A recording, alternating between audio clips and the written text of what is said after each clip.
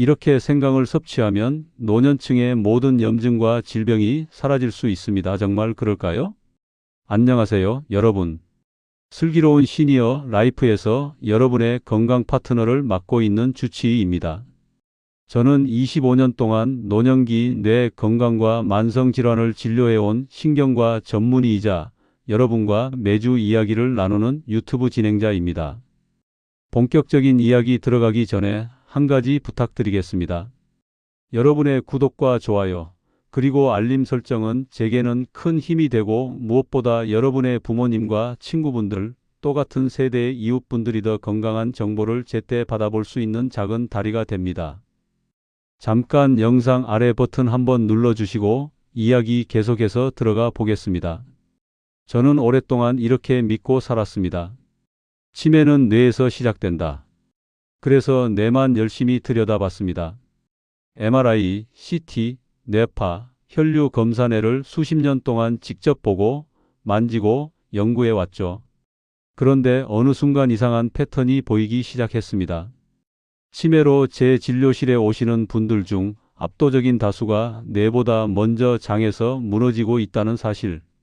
늘 배가 더부룩하다고 하시고 변비와 설사가 번갈아 오고 소화가 안 돼서 약을 달고 살고 편의점 음식, 인스턴트 음식으로 끼니를 때우다가 어느 날부터 희미해지기 시작한 기억을 호소하는 분들. 여러분은 어떠신가요? 한번 마음속으로 체크해 보세요.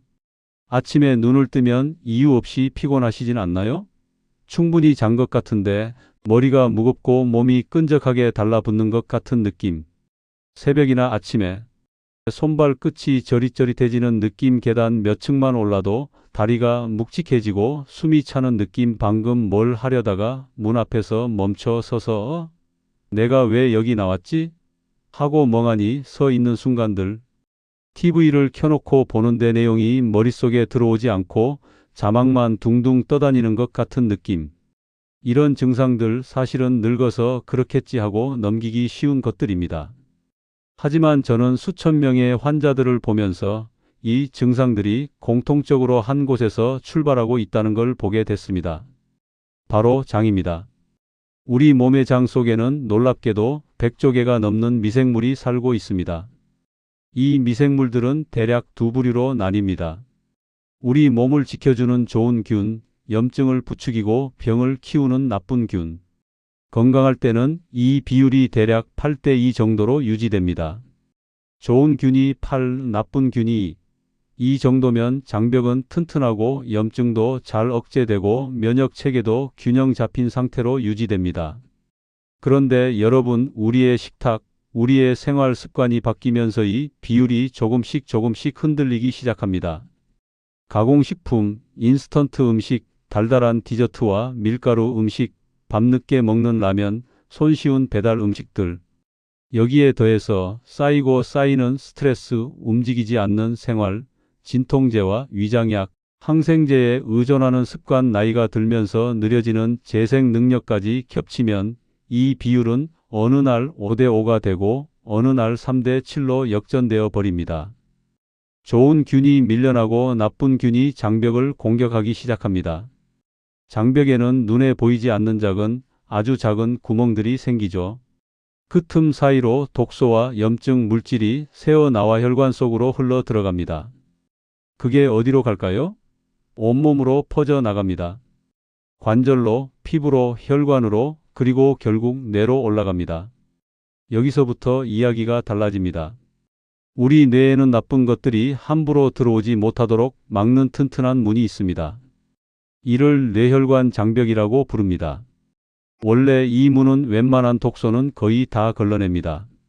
하지만 혈관 속 염증 물질이 너무 많아지고 너무 오래 공격을 반복하면 이 문도 조금씩 헐기 시작합니다. 틈이 벌어지고 버텨야 할 문지기들이 지쳐버리면 드디어 독소와 염증 물질들이 뇌 안쪽으로 밀고 들어옵니다. 그때 가장 먼저 상처를 받는 곳이 있습니다. 우리가 사랑하는 사람의 얼굴, 어제 했던 약속, 어릴 적 추억들을 저장하고 있는 우리의 기억 창고, 바로 해마입니다. 해마는 새로 들어온 기억을 정리하고 저장하는 뇌 속의 도서관 사서 같은 곳입니다. 여기에 염증이 번지면 책이 제자리를 잃어버립니다. 그러면 이런 일이 벌어지죠.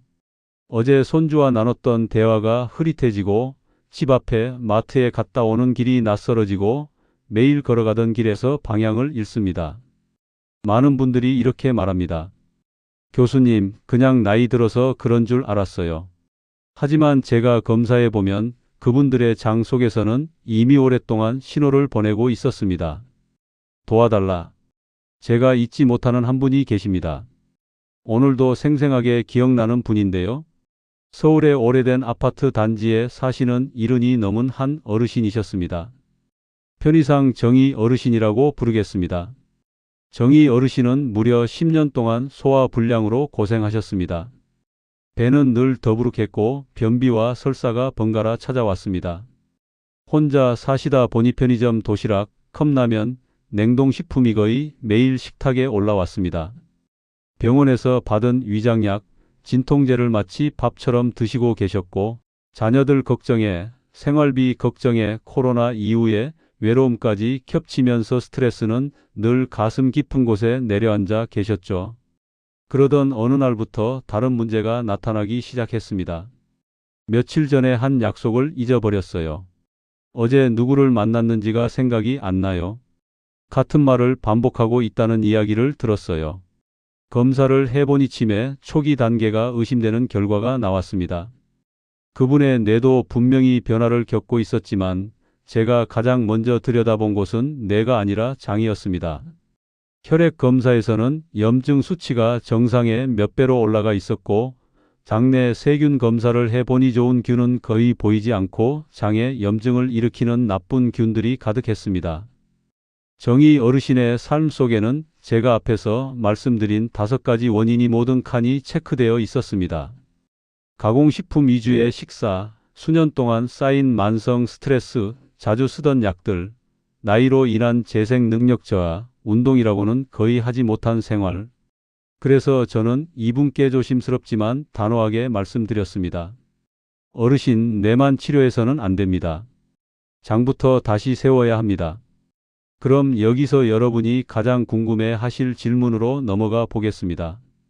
교수님, 그럼 장을 어떻게 회복시켜야 하나요? 비싼 영양제, 특수 건강식품을 먹어야 하나요? 저도 한때는 값비싼 건강보조제를 권하던 시기가 있었습니다.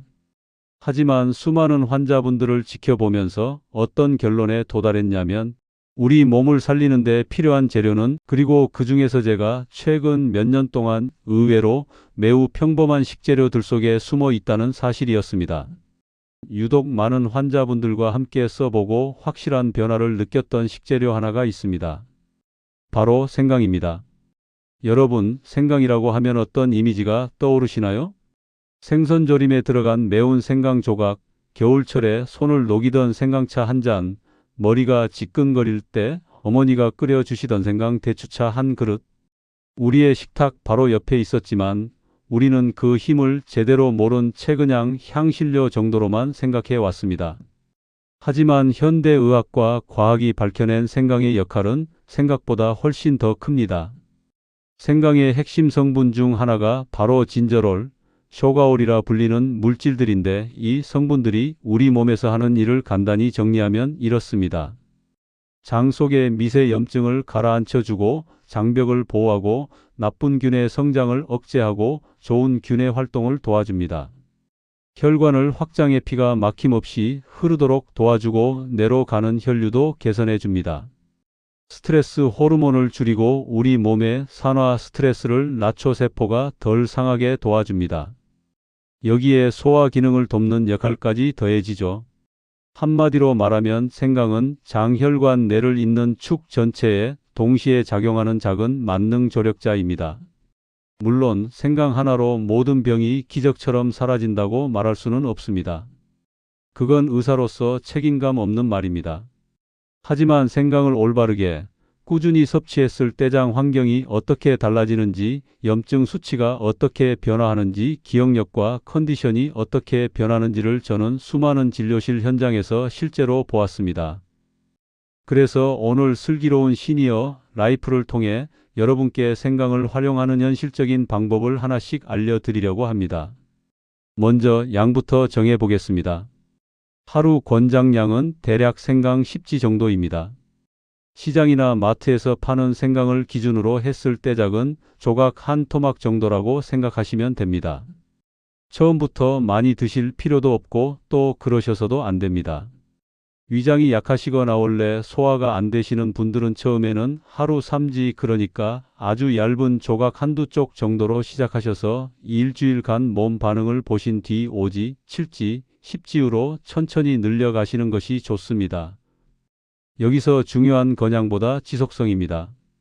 어제 20지 먹고 오늘 0지 먹는 것보다 매일 5지씩 꾸준히 먹는 것 시장 환경을 바꾸는데 훨씬 더 효과적입니다. 그리고 또 하나, 시간대가 중요합니다. 생강은 우리 몸의 교감 신경을 살짝 깨우는 역할을 합니다. 혈액순환을 촉진시키고 몸의 엔진을 켜주는 느낌이라고 할까요? 그래서 저는 환자분들께 오후 5시 이후에는 생강을 피하세요 라고 말씀드립니다. 밤에 생강차 한 잔 드시고 잠이 오히려 달아나는 분들이 계시거든요. 하루에 2번 아침 공복 혹은 아침 식사 직후, 그리고 점심과 저녁 사이, 이 정도 시간대를 가장 많이 추천드립니다. 이제 여러분께 제가 진료실에서 가장 많이 권하는 생강 황금 조합 4가지를 소개해 드리겠습니다. 첫 번째는 생강 꿀 조합입니다. 아침에 일어나서 물 한 잔 마신 뒤 얇게 썬 생강을 꿀에 살짝 재워 두었다가 한두 조각 드셔보세요. 생강의 항염 효과와 꿀 속에 들어있는 여러 효소, 폴리페놀 성분들이 만나면 장내 유익균이 활동하기 좋은 환경을 만들어줍니다. 이때 한 가지 주의할 점은 꿀을 너무 뜨거운 물에 타 드시면 좋은 성분들이 파괴될 수 있다는 겁니다. 미지근한 물 혹은 그냥 생강 꿀 조각만 드시고 물을 따로 드셔도 좋습니다. 이 조합은 소화가 잘 안되고 아침부터 더부룩하다 하시는 분께 가장 먼저 추천드리는 방법입니다. 두 번째는 생강 대추 조합입니다. 손발이 차고 겨울만 되면 무릎이 시리고 밤에 이불을 덮고 있어도서까지 찬 기운이 가시지 않는 분들이 계십니다. 이런 분들께 저는 생강 대추차를 권합니다. 생강 서너 조각 씨를 뺀 대추 5알 정도를 물을 넉넉히 붓고 약한 불에서 30분 정도 끓여보세요. 끓이는 동안 집 안에는 은은한 향이 퍼지고 컵에 따라 마실 때 손바닥에 전해지는 따뜻함부터 벌써 위안을 줍니다. 자기 전 TV를 끄고 휴대폰을 멀리 두고 생강 대추차 한 잔을 천천히 마시면서 호흡을 조금만 깊게 해보세요. 몸이 서서히 풀리면서 손발에 찬 기운이 내려가고 잠드는 시간이 한결 부드러워지실 겁니다. 세 번째는 생강 레몬 조합입니다. 이 조합은 몸 안의 녹을 닦아내는 느낌에 가깝습니다. 생강의 항염 항산화 작용에 레몬의 비타민 C, 유기산이 더해지면 혈관 벽에 쌓인 활성산소, 염증 물질들을 줄여주는데 도움을 줄 수 있습니다. 아침 식사 30분 전에 생강 얇은 조각 한두 개, 레몬 반 조각을 따뜻한 물에 우려 드셔보세요. 처음에는 살짝 매콤하고 끝에는 상큼한 맛이 올라옵니다. 단 위가 약하시거나 역류성 식도염이 있으신 분들은 너무 공복에 진하게 드시지 마시고 연하게 시작해 서서히 농도를 조절하시는 게 좋습니다. 네 번째는 생강 등푸른 생선 조합입니다.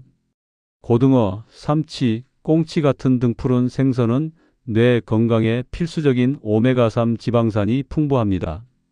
여기에 생강을 더하면 생선의 비린내를 잡아줄 뿐 아니라 오메가3의 흡수율을 끌어올리는 역할도 기대할 수 있습니다. 생선을 구우실 때 생강을 채 썰어서 함께 올려 구워보세요. 혹은 생선 구이를 드시고 난 뒤 생강차를 곁들이셔도 좋습니다.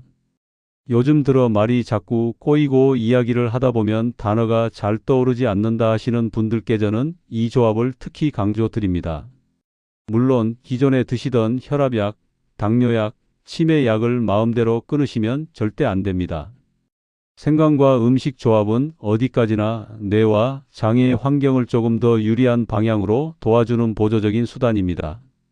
약을 조절할지 여부는 반드시 주치의와 상의하셔야 합니다. 여기까지가 기본 4가지 조합이라면 이제는 증상별로 선택하실 수 있는 몇 가지 확장 조합도 말씀드리겠습니다. 감기 기운이 올라오는 것 같고 목이 살짝 칼칼할 때는 생강에 도라지를 함께 끓여 드시면 좋습니다. 기침이 길게 끓면서 가래가 잘 떨어지지 않는다 하시는 분들, 생강, 도라지, 대추를 함께 넣고 은근한 불에 끓여 드셔보세요.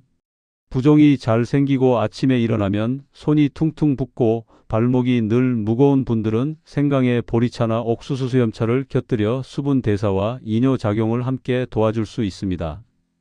혈압이 걱정되시는 분들은 생강과 마늘을 음식을 통해 함께 섭취해 보세요. 둘 다 혈관을 확장하고 피를 미끄럽게 흐르도록 도와주는 대보템이 될 수 있습니다.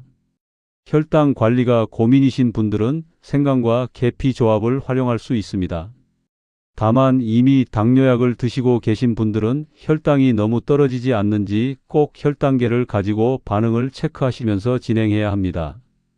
이쯤에서 중요한 경고 몇 가지를 정리하고 넘어가겠습니다. 첫째, 생강은 혈액을 묽게 하는 성질이 있습니다. 이미 항응고제나 아스피린 계열 약을 드시는 분들은 생강을 많이 드셨을 때 멍이나 출혈이 늘어날 수 있습니다. 이런 분들은 반드시 주치의와 상의하신 뒤 하루 양과 섭취 방법을 정하셔야 합니다. 둘째, 담낭에 돌이 있으신 분, 즉 담석이 있으신 분들은 섭취가 오히려 증상을 자극할 수 있습니다.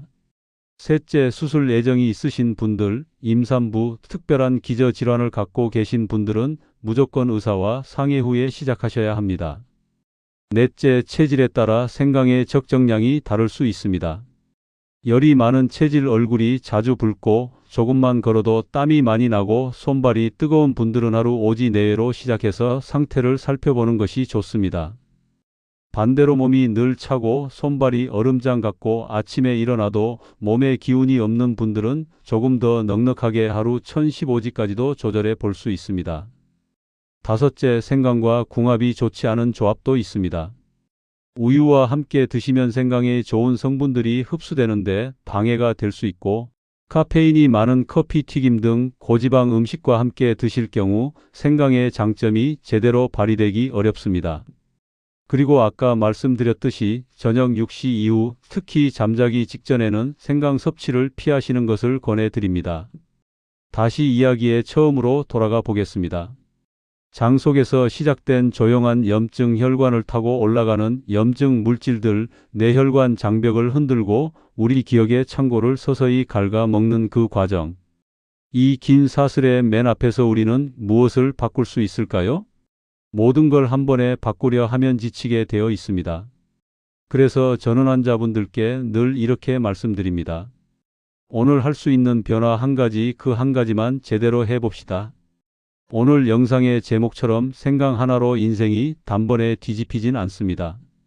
하지만 매일 아침 생강 한 조각을 꿀에 재워 먹는 습관, 저녁 식탁에 등푸른 생선과 생강을 올리는 작은 변화, 손발이 찬 날 생강 대추차 한 잔을 끓여 자기 전에 천천히 마시는 루틴, 그리고 가공식품을 조금 줄이고 매일 30분씩 걷는 시간을 만드는 노력이 3개월, 6개월, 1년 쌓이면 그때 비로소와 내가 달라지고 있구나 하는 순간을 느끼시게 됩니다.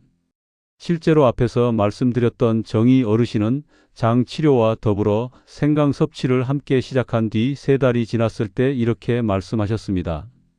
선생님, 아침에 눈을 뜨면 먼지 낀 창문을 닦아낸 것처럼 머리가 맑은 느낌이에요. 몇 달 전에는 손주 이름이 순간적으로 생각이 안 나서 깜짝 놀랐었는데 요즘은 그런 일이 거의 없어요. 물론 정의 어르신이 치매 약을 끊으신 건 아닙니다. 그건 위험한 일입니다. 하지만 장 염증 수치는 정상 범위로 내려왔고 장내 세균 분포도 크게 개선됐으며 무엇보다 어르신 본인이 느끼는 삶의 선명도가 달라졌습니다. 무릎 통증으로 걷기를 포기했던 다른 어르신은 생강을 꾸준히 섭취하고 체중을 조금 줄이면서 통증이 크게 줄었다고 이야기해 주셨습니다. 우울감과 무기력으로 하루 종일 소파에서 거의 움직이지 않던 분이 생강과 장 건강 관리를 함께 하면서 아침에 일어나면 뭔가 할 수 있을 것 같은 느낌이 든다고 들려주신 이야기도 있습니다. 이 모든 사례들을 제가 여러분께 생강이 모든 병을 고칩니다 라고 포장하기 위해 꺼내는 것은 아닙니다.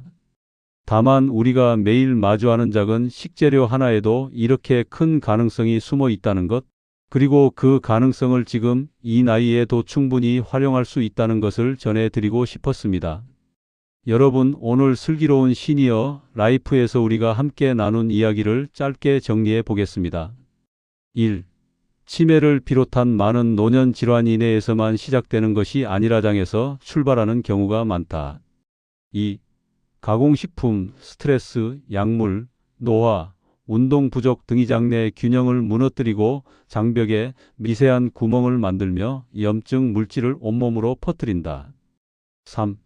이 염증 물질들은 결국 뇌까지 도달해 기억력, 집중력, 기분, 전신 통증에 영향을 줄 수 있다. 4.